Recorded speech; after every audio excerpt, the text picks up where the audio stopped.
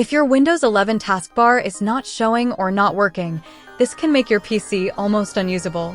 Let's fix it step by step. Fix 1. Restart Windows Explorer.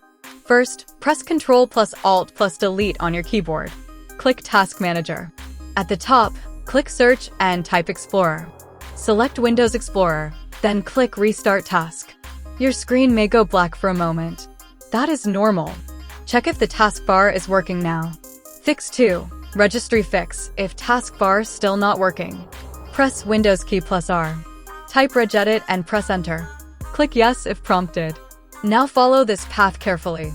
HAY_local_machine. Software. Microsoft. Windows. Current version. Shell. Update.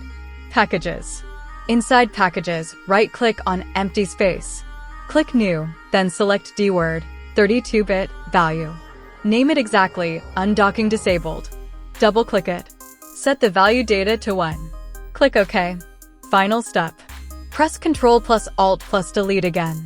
Click the power icon and choose Restart.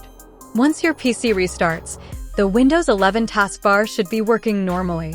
If this helped you, like the video and subscribe for more Windows fixes.